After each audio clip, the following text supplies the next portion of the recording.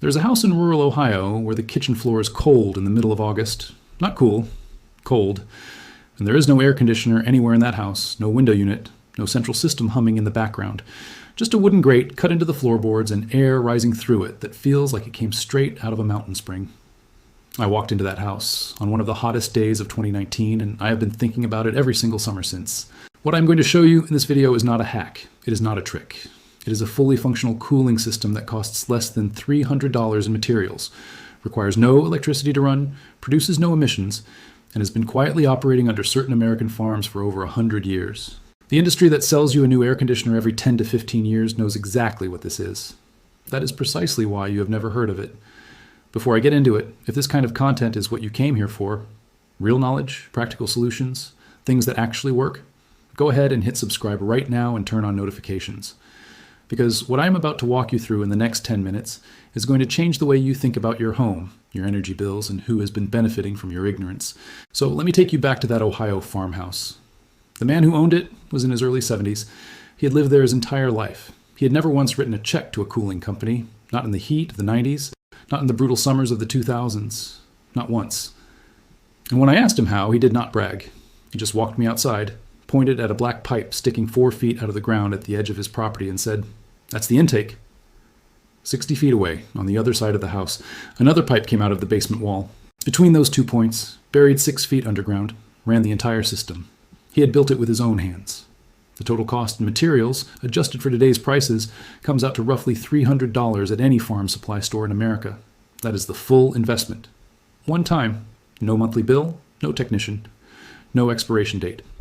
Now here is where the science comes in, because this is not folklore. This is physics that the Department of Agriculture documented back in the 1940s, and the data has not changed since. At a depth of 6 feet, the soil beneath your property maintains a nearly constant temperature year-round, somewhere between 50 and 58 degrees Fahrenheit, regardless of what the surface is doing. It does not matter if it is July and 95 degrees outside. 6 feet down, the earth holds at 55. The reason is thermal mass. Packed soil is extraordinarily dense. To raise even a single cubic foot of it by 1 degree requires significant energy that summer heat simply cannot deliver fast enough before the season changes. The sun beating on your roof in August, that heat takes 6 to 8 weeks to penetrate 6 feet of ground. By the time it gets close, September has already cooled the surface back down. The earth never catches up. It just stays cool. Traditional farming communities figured this out not from textbooks, but from root cellars. They noticed that vegetables stored in a dugout hillside stayed crisp through the hottest summer weeks. A hole in the ground was holding 55 degrees without a single machine. And someone at some point asked the obvious question, if the earth under the ground is 55 degrees, why are we not running our house air through it? The answer to that question became an earth tube. You bring outside air into a long underground pipe. The pipe transfers that air's heat into the cool surrounding soil. By the time the air reaches the other end and comes up through your floor register, it has been cooled by the earth itself. No compressor needed, no refrigerant, no moving parts at all. Now pause on that for a second. No moving parts means nothing breaks. Nothing breaks means no service calls. No service calls means no service contracts. No service contracts means an entire industry loses a customer permanently the moment that pipe goes into the ground. That is the real reason this never showed up in your contractor's brochure. I want to give you a specific number because this is not abstract. The residential cooling market in the United States generates roughly $29 billion annually. The average American homeowner, over the lifetime of their home, spends somewhere between $70,000 and $140,000 on cooling systems. The equipment, the installation, the repairs, the refrigerant refills, the eventual replacements. Every single one of those dollars is optional the moment you understand what 6 feet of soil can do. That is not a small disruption. That is an extinction-level event for an industry built on the idea that cool air is something you have to buy every month forever. So what did that industry do about it? In 2022, a single trade group representing air conditioning manufacturers spent over $47 million on political and lobbying activities. Think about what $47 million buys. It buys absence. It buys the guarantee that your county building inspector has never seen an earth tube in a code book. It buys the fact that no contractor licensing course in America teaches this as a standard technique. It buys the silence around a technology that has been working continuously on farms across Pennsylvania, Ohio, and Indiana since the 1970s. The knowledge did not disappear because it stopped working. It was edited out year by year, manual by manual, until the generation that knew it died, and the generation that followed never had a reason to ask. And here is the evidence that makes that undeniable. In 1979, a mechanical engineer working out of Kansas, in partnership with researchers at a major Midwestern university, published a detailed field study on earth tube systems. 7 test installations. Real data, real measurements. The results showed that properly installed earth tubes delivered between 60 and 78% of total residential cooling needs at an annual operating cost of under $30 in 1979 money. That study was submitted to the National Engineering Standards body that your contractor literally uses as their professional Bible. It was rejected in May of 1980. The stated reason? The findings were inconsistent with established residential mechanical practice. Not inconsistent with physics, not inconsistent with the data, inconsistent with the practice of selling people air conditioners. That one sentence is the moment this knowledge was officially removed from the American professional record. And that study sat in an archive for 45 years before I found it. But here is what the researchers found inside that paper that almost nobody talks about, not even people who build earth tubes today. They measured something called the thermal contact factor. It refers to how tightly the soil presses against the outside of the buried pipe. If you just dump loose gravel or dry dirt back into the trench, air pockets form between the soil and the pipe. Those pockets act as insulation. They block the heat transfer. The result is a tube that barely cools. The researchers found that loose backfill cuts performance by up to 40%. But when the builders in the study, farmers who had learned the technique from generations of root cellar construction, packed moist, clay-rich soil against the pipe in 6-inch layers and tamped each layer down before adding the next, performance jumped by 55 to 62%.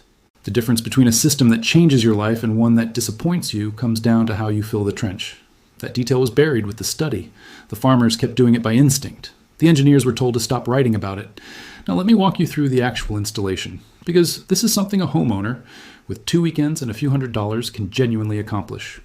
You are working with 2 trenches and 1 pipe. The intake end starts at least 40 feet from the house, ideally on the shaded north side of your property. That intake pipe rises 4 feet above ground level, capped with a fine stainless mesh screen to keep insects and animals out. From there, the pipe runs underground, sloping slightly, about a 1/4 inch of drop per foot of run, descending to a burial depth of 6 feet before entering the basement through a simple sidewall penetration. The pipe itself is 4-inch smooth wall PVC. You do not want corrugated pipe because the ridges trap moisture and create conditions for mold. Smooth wall, gentle slope, and the pipe drains itself. When humid summer air passes through the cold pipe, moisture condenses on the inside wall and drains out the intake end into a gravel bed.